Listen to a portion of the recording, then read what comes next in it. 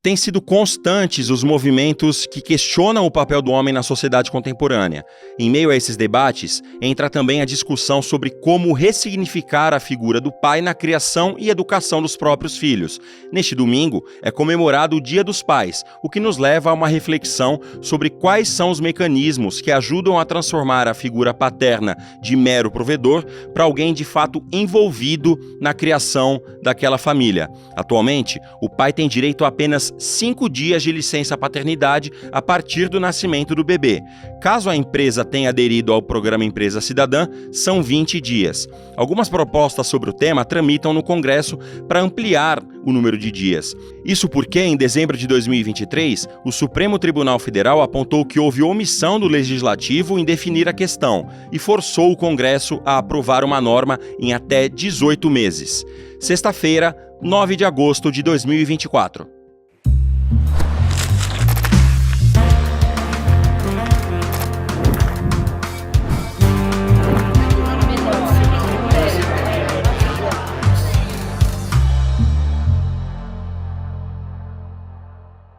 Olá, seja muito bem-vinda e muito bem-vindo ao seu videocast Em Detalhes, sempre trazendo um assunto importante, um debate do momento relevante na nossa sociedade. Nessa antivéspera de Dia dos Pais, o assunto é paternidade. A gente vê cada vez mais pais envolvidos de fato no cuidado das crianças, não apenas eventualmente ajudando a mãe, mas de fato participando mesmo da educação, da criação dos filhos e filhas, mas infelizmente ainda existem muitas exceções, ou talvez até mais do que isso, a regra ainda não seja essa, né? E para falar sobre paternidade, sobre licença paternidade, uma proposta que corre no Congresso Nacional, o nosso convidado de hoje é Leandro Ziotto, que é fundador da For Daddy e da Coalizão pela Licença Paternidade. Tudo bem, Leandro? Bem-vindo e obrigado pela participação. Imagina, eu que agradeço o convite e estou muito feliz por a gente ter esse espaço e poder falar um pouquinho mais desses temas tão importantes. É importante demais, né, Leandro? A gente, como eu falei, pelo menos em certas bolhas sociais, existem pais mais participativos, de fato, na criação dos filhos, mas ainda não é uma regra como deveria ser na nossa sociedade, né? A responsabilidade sobre a mulher é muito maior do que sobre os pais. A gente vive, na verdade, numa cultura brasileira, eu quero usar um recorte dentro da cultura brasileira, para a gente não precisar falar de outros países, onde está nos nossos ditos populares, está nos ditados, está nas brincadeiras, está nas piadas, nas novelas, nas histórias e quadrinhos, está nos nossos repertórios de família, que o homem é secundário. O homem tem um papel acessório, aquele ditado de mãe é só uma, pai é quem cria. E isso só reforça simbolicamente, materialmente em alguns casos, que é isso, que que o homem não é importante nesse papel, tem um papel secundário. Se não é importante, é secundário, então a gente pode até se ausentar em fazer, e se a gente pode se ausentar em fazer, então eu posso abandonar, de repente, esse exercício. Só que esse abandono e essa ausência, além de não fazer bem para o próprio homem, não faz bem para a criança, que inclusive ela tem que ter o direito de ter os seus cuidadores principais exercendo essa parentalidade de forma digna, e ela sobrecarrega fisicamente, mentalmente e emocionalmente as mulheres. E aí, nesse desequilíbrio de balança, ninguém ganha. Perde a mulher, perde as crianças, perde a sociedade, perde inclusive o homem, que perde a chance de gerar vínculos afetivos e até de gerar habilidades socioemocionais que são tão importantes para nós homens, né? Às vezes, numa cultura machista, numa criação machista, o exercício da paternidade talvez é o que nos dá a chance de a gente refletir e performar talvez uma masculinidade mais saudável, menos violenta, mais equitativa e assim por diante. E sem medo de demonstrar afetividade, né? Porque, inclusive nas nossas relações sociais, é muito difícil um homem se abrir com o outro, um homem expor a fragilidade, né? Só que a gente é frágil, a gente é ser humano e todo ser humano tem fragilidades. E na paternidade, o correto é exercitar essa fragilidade o tempo todo, né? A gente veio de uma cultura, primeiro, desse homem que não pode errar, né? E desse pai herói. Eu entendo o romantismo, mas eu não gosto e eu tendo a desromantizar um pouco. Porque esse pai herói, primeiro que é um pai que parece que só pode proteger e prover, não tem outro, não tem, parece que não tem mais nenhum outro lugar que esse homem pode fazer, e esse homem pode ser muitas outras coisas. Esse homem pode cuidar, esse homem pode dar de comida, ele pode ir para a escola, ele pode ensinar, ele pode brincar. Então, abrir essas possibilidades de outras coisas que podem ser envolvidas no cuidado masculino, mas e que também tem uma frase do Paulo Freire que eu gosto muito, né? Que quando nasce uma criança, nasce um professor, porque a gente aprende ensinando e ensina aprendendo. Então, assim, a paternidade talvez pode para ser nós homens, talvez uma lição de humildade. Entender que nós temos sim uma capacidade e a gente tem que ensinar nossos filhos, mas também a capacidade de que a gente pode aprender com eles, aprender a se vulnerabilizar, inclusive aprender a se vulnerabilizar e você ensinar a criança que está tudo bem cometer um erro, que você tem que aprender com ele e para não cometê-lo novamente, inclusive é uma maturidade emocional, né? Para a gente não ficar criando meninos que ficam eternamente presos numa quinta série e aí que não assumam responsabilidades, que são negligentes com a sua própria saúde, com a saúde dos outros. Então, inclusive para essa maturação de nós homens, exercemos uma performance, uma masculinidade mais saudável e a gente conseguir reconfigurar as nossas relações, sejam elas sociais, familiares ou profissionais, elas têm passado necessariamente pela paternidade.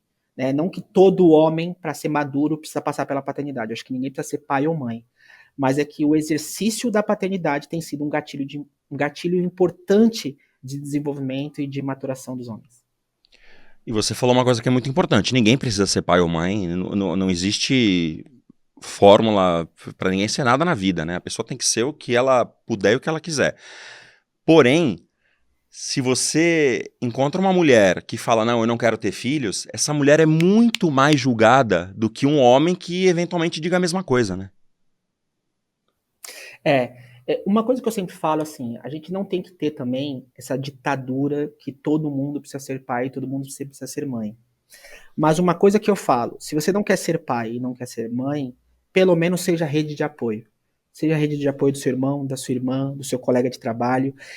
Né, se a gente supervalorizou, a gente vem repetindo diariamente uma frase de um ditado africano que eu gosto muito, que fala que precisa de toda uma aldeia para se criar uma criança, mas a gente só está, na verdade, exigindo que quem cuide dessa criança é só o pai e a mãe.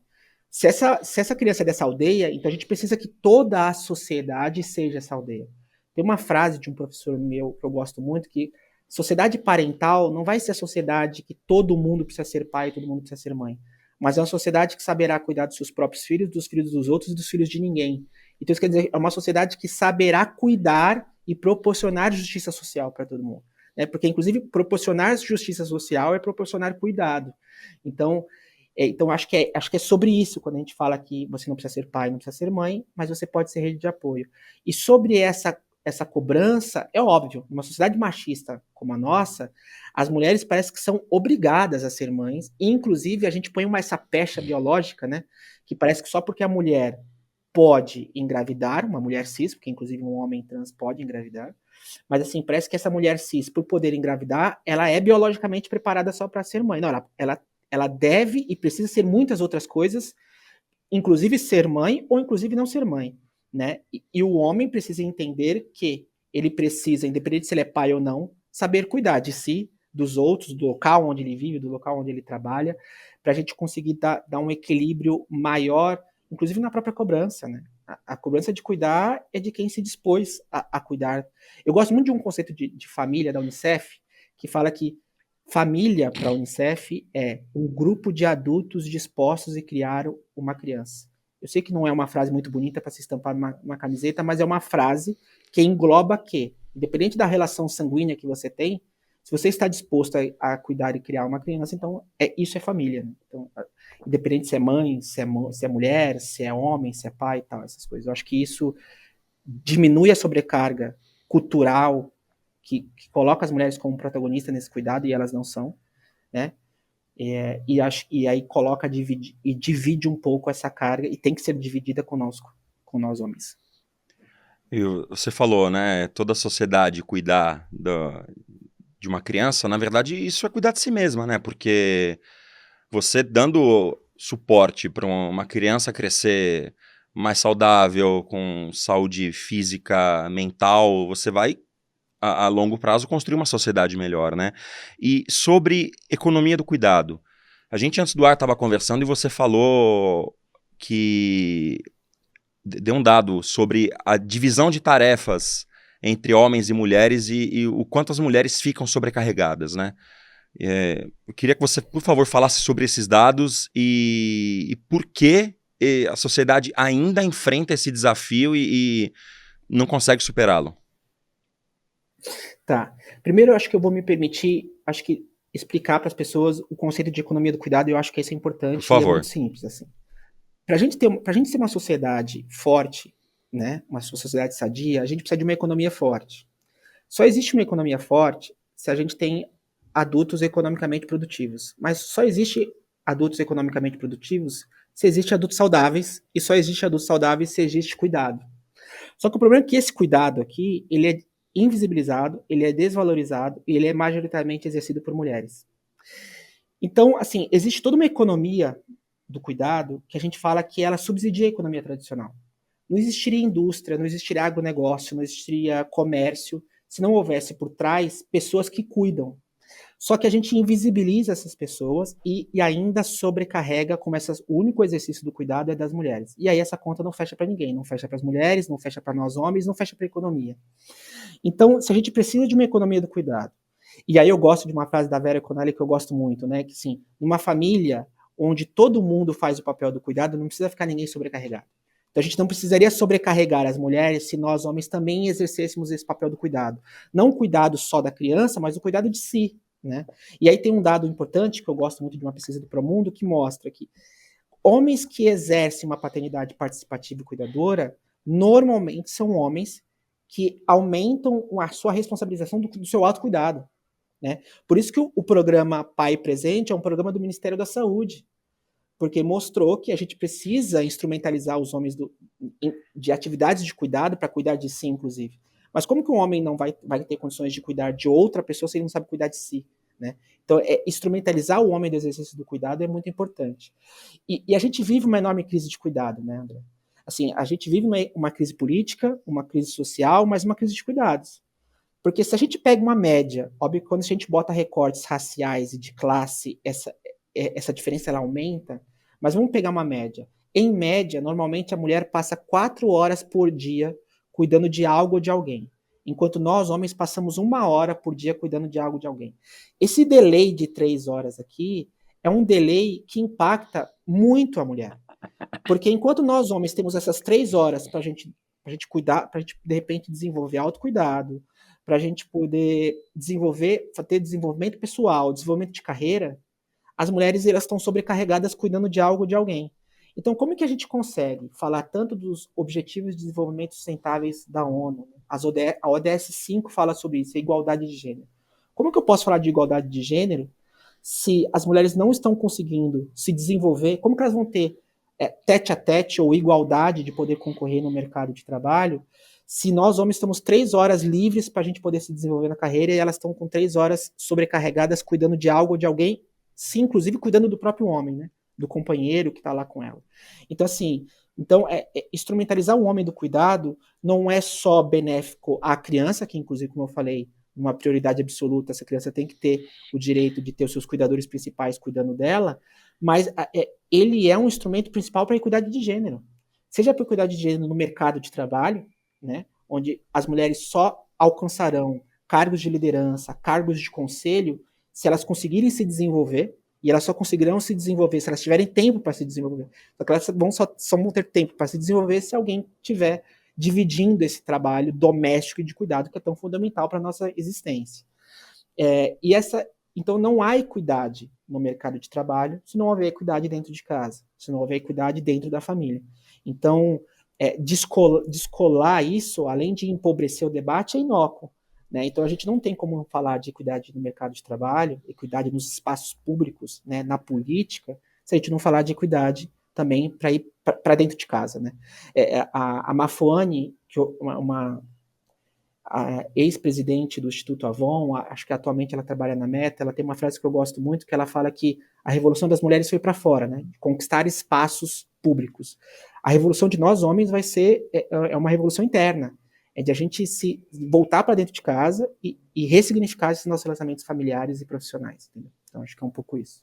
E aí a gente chega num ponto importante, então, sobre equidade de gênero, que é a licença paternidade. A Constituição de 88 determina que uma lei estabeleça o tempo de licença paternidade, e até hoje essa lei não foi votada, passados 36 anos da promulgação da Constituição de 88, e o Congresso determinou que o Congresso, ou melhor, o Supremo determinou que o Congresso legisle sobre o tema.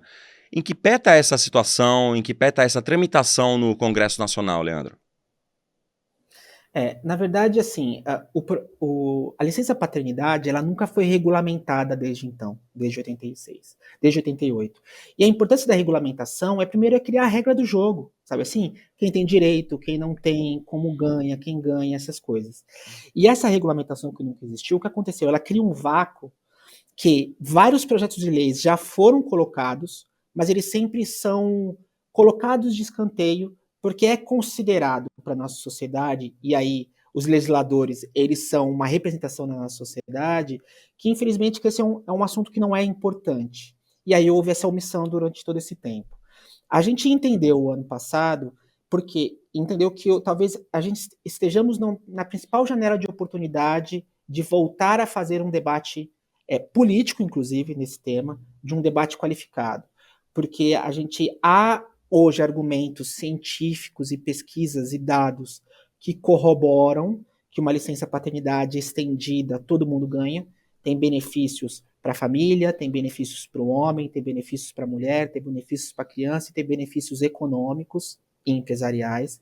Nós já temos boas práticas de países que já exercem não só uma extensão da licença paternidade, mas na verdade já chegaram num nível de licença parental, na verdade. Que, independente da configuração familiar, né, os cuidadores, seja numa família heteronormativa ou uma afetiva, os cuidadores necessitam de uma licença estendida para que eles possam cuidar dessa criança juntos e depois separados. Então a gente já tem esses países que estão nesses níveis avançados. Porém, a gente entendeu que falar sobre licença parental ainda não era nenhum debate, assim, não seria discutido. Então a gente entende voltar um passo atrás e falar, então tá bom. Então a gente precisa primeiro regulamentar a licença.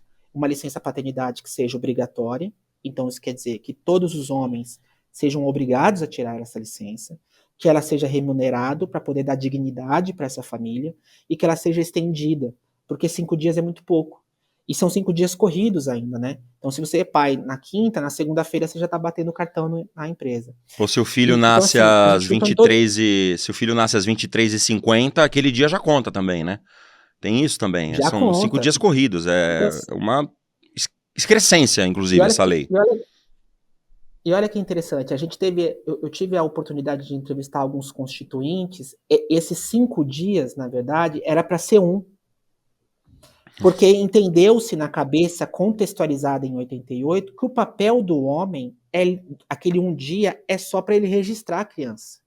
Depois, o papel principal de um homem, depois que se torna pai, é prover, né? Mas aí, assim, nós passamos 36 anos depois, muitos artigos científicos já foram, muitas boas práticas já foram trabalhadas em outros países, e a gente percebe que, na verdade, a presença do homem nos primeiros dias de vida da criança é fundamental para o desenvolvimento da criança. O homem tem um papel fundamental no fortalecimento do aleitamento materno. Né? Eu não sei, poucas pessoas sabem, mas a primeira semana de agosto é o que a gente chama de Semana Dourada, Agosto Dourado. Ele é um movimento mundial pela valorização e pelo fomento do aleitamento materno. Só que as pessoas têm uma visão equivocada que o homem não tem lugar na fala do aleitamento. E, na verdade, o homem tem um papel fundamental. Estudos mostram que o companheiro tem um papel fundamental para poder apoiar no aleitamento digno e confortável da mãe. Né? Então, assim, o homem, como principal cuidador junto com a mãe da criança, ele tem um papel fundamental de fortalecimento de aleitamento, ele tem um papel importante no cuidado que essa mulher também precisa receber, principalmente nessa fase do puerpério. Então, assim, hoje já tem estudos, argumentos, uma vontade, um interesse público, né, entendendo que vamos pressionar agora os legisladores e mostrar aquele pensamento equivocado e antigo não faz mais sentido hoje. Para a gente, mais uma vez, construir uma sociedade que seja inclusiva socialmente, que seja justa, a gente precisa que todo mundo exerça esse papel de cuidado. E para a gente incluir esses homens nessa tal economia do cuidado que eu acabei de falar, um dos instrumentos de inclusão desse homem, ela é a licença paternidade estendida. E, evidentemente, esses estudos falam da participação do homem na criação da criança, mas de forma alguma não deve ser considerada também a família homoafetiva, por exemplo, formada por duas mulheres, ou eventualmente a família o núcleo familiar que seja formado por uma mãe e uma avó, enfim, mesmo porque o que a gente mais tem no Brasil são pais ausentes, né? Antes da nossa entrevista eu levantei uns dados aqui no portal da transparência do Registro Civil, que a gente consegue ver na tela agora, que mostra que dos 1.450.000 nascimentos entre janeiro e julho deste ano, quase 100 mil tem no registro pai ausente. É muita coisa ainda, né? São quase 7%. Existe uma diferença de proporção entre as regiões. A região que menos tem essa proporção é a região sul, com 5%, e a região que mais tem é a região norte, com 9% de pais ausentes no registro de nascimento. Então, embora esse seja, Leandro, um programa especial de Dia dos Pais, a gente, claro, tem a comemorar, mas tem muito a lamentar ainda, né? Que no Brasil, enquanto o legislativo tenta criminalizar cada vez mais a mulher que pratica aborto, mesmo que ela tenha sido vítima de violência sexual, o, entre aspas, aborto paterno, já de filho nascido, é muito mais aceito socialmente, né? A gente infelizmente ainda fortalece uma cultura que afasta o homem de qualquer responsabilização sobre os seus atos, inclusive de cuidado ou paterno, alguma coisa assim. Então, só que assim, a irresponsabilização de um ente é a sobrecarga da responsabilização de um outro ente, né? Porque o que a gente precisa colocar na nossa sociedade, e inclusive quando eu falo da importância da inclusão do homem na economia do cuidado, e você fez um destaque importante, a inclusão do homem na economia do cuidado não quer dizer que famílias homoafetivas de duas mulheres não vão conseguir criar, não é isso. É que inclusive essas duas mulheres, essas duas mães que criarão essa criança, ela vai ter outros homens envolvidos, irmãos, tios, amigos.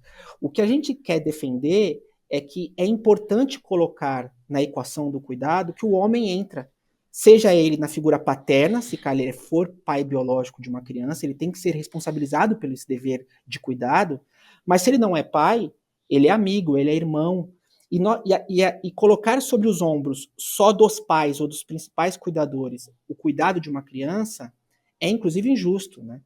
Quem cria e educa uma criança é a sociedade. Só que nós somos uma sociedade que, por enquanto, só tem um papel de cuidado, é majoritariamente feminino. A gente sobrecarrega essas mulheres, enquanto a gente tem toda uma outra parcela de homens que estão sendo irresponsabilizados de cuidar. E essa irresponsabilização sobrecarrega as mulheres e irresponsabiliza os homens. E é essa cultura de achar que o homem não é importante no cuidado, ou que ele é inábil, é isso que é o pior, né? A irresponsabilização do homem, ela vem sendo justificada biologicamente que a mulher é mais preparada para o cuidar porque essa mulher cis pode engravidar. E não há nenhum artigo científico que corrobora isso. Né? O que deixa a pessoa ser hábil a cuidar é a forma que ela foi socializada. E nós somos uma sociedade que a gente socializa nossas meninas desde criança a cuidarem e a gente não socializa os nossos meninos. E socializar os nossos meninos é importante. Importante, inclusive, que quando você é um homem que exerce cuidado, sendo você pai ou não, pode ser um irmão mais velho, um tio, um avô, esse menino que está recebendo esse cuidado masculino, tem uma pesquisa do Promundo que eu gosto muito, esse menino ele tem 1,5 vezes propenso a também ter uma atividade doméstica equitativa quando ele for formar a sua família. Então, assim, essas referências que a gente tem no cuidado, que elas só foram povoadas por mulheres, elas precisam agora ser povoadas por homens e dizer que homens e mulheres têm igual responsabilidade no cuidado, né? E pra gente, inclusive, uma das formas de a gente acabar com essa pandemia do abandono paterno, né, é inclusive colocar na responsabilização dos homens, seja juridicamente ou seja socialmente cobrando deles, que eles assumam esse papel do cuidado. Ainda mais depois que eles foram realmente pais biológicos, né? E que a importância deles que o papel deles é importante. Porque, para além de um julgamento individual que a gente pode fazer, né? Ah, fulano abandonou a criança. Também há uma cobrança coletiva que a gente deve fazer, né? Será que a gente, como sociedade, também não está passando pano para os homens, né? Será que a gente não deveria também responsabilizar maior? Assim, e André, uma coisa importante, nós como homens, inclusive. Será que a gente está passando pano para aquele seu colega, né, que você julga ser tão equitativo, tão desconstruidão, mas ainda continua passando pano para aquele seu colega que ainda não está assumindo as responsabilidades dele como pai? Então, assim, então nós homens temos um papel social de cobrar outros homens, né, nesse exercício, nessa equidade, sabe? Para a gente não ficar parecendo desconstruidão aqui na hora de fazer uma entrevista sobre o tema, mas ainda continua no íntimo ou nos grupos de WhatsApp passando pano para outros homens que exercem uma masculinidade tóxica ou abusiva, ou violenta, ou irresponsável, sabe? Então, é o que eu sempre falo, numa sociedade onde nós homens fazemos parte do problema, nós homens também fazemos parte da solução, sabe? Inclusive responsabilizando outros homens, influenciando positivamente outros homens e a nova geração de meninos e homens que virão. E um pedido que eu faço encerrando a entrevista para os nossos espectadores é que parem de glorificar o homem que não faz mais do que obrigação, trocando uma fralda, dando banho nos filhos, porque, e aí eu trago até uma experiência minha, acontece muitas vezes de falarem, nossa, que baita pai você é, porque você põe seu filho para dormir, dá banho na sua filha, troca a fralda dos dois, e enquanto a minha esposa não ouve os mesmos elogios fazendo tudo isso e mais um pouco, sabe? Mas enfim, quem quiser conhecer mais sobre o trabalho da COPAI, que é a Coalizão Licença Paternidade, é só seguir no Instagram, tá na tela o @Coalizão Licença Paternidade, sem tio, sem cedilha, e eu conversei aqui no Em Detalhes com o Leandro Ziotto, que é fundador da COPAI e da For Dad. Leandro, que bom que a gente conseguiu conversar. Muito obrigado pela entrevista, pela participação aqui no Em Detalhes e um feliz Dia dos Pais para você. Obrigado. Desejo feliz Dia dos Pais para todo mundo que estiver nos assistindo e obrigado pelo espaço. E antes de terminar o Em Detalhes, eu quero te fazer um convite. Vai para Cuba. É isso que o Eduardo Moreira fez há um certo tempo e dessa viagem resultou o documentário Vai pra Cuba, Eduardo. Edu enfrentou um dos grandes xingamentos, entre aspas, da extrema-direita no Brasil, que é mandar todo mundo pra Cuba, e ele foi. E o documentário tem direção da Juliana Baroni, o roteiro é do Maurício Arruda e tem a participação de grandes nomes, como Frei Beto, o atual presidente de Cuba, Miguel Díaz-Canel, e de Aleida Guevara, que é filha de Che Guevara. Você pode garantir o seu ingresso online e gratuito para a estreia do documentário na terça-feira, dia 13 de agosto, no site emdetalhesicl.com.br. Garante já seu ingresso e vão para Cuba junto. O Em Detalhes fica por aqui. Muito obrigado pela companhia. Você tem acesso a esse e a outros episódios na playlist do Em Detalhes do YouTube, do canal do Eduardo Moreira e no canal do Instituto Conhecimento Liberta e também nas principais plataformas de áudio. Se você estiver assistindo ao vivo, fique agora com o ICL Mercado Investimento com a Débora Maganha e o André Campedelli. Feliz Dia dos Pais e até a próxima. Por que você não vai para Cuba? Vai para Cuba! Você certamente já ouviu isso acontecer numa conversa quando você defende ideias igualitárias, quando você defende um mundo mais justo, quando você diz que é possível construir uma sociedade que não seja tão desigual quanto a nossa, quanto a do Brasil. Aí vem alguém e diz, já que você gosta tanto, vá para Cuba. De tanto ouvir isso, a gente foi. A gente não, Eduardo Moreira, o fundador do Instituto Conhecimento Liberta, foi a Cuba ver como é que é a vida lá. Voltou com um documentário fantástico. Tem a participação e depoimentos de muitos cubanos, entre eles da doutora Aleida Guevara, a filha do Che, Frei Beto, que é um ídolo em Cuba, e também de Miguel Díaz-Canel, que é o presidente de Cuba. Esse documentário inédito, exclusivo, você vai poder ver de graça no dia 13 de agosto, vai dar numa terça-feira, às 8 da noite. Depois eu te digo onde vai rolar esse documentário. Mas é de graça. Marque na sua agenda e aguarde aí. Se você perder, só tem uma saída. Vá para Cuba.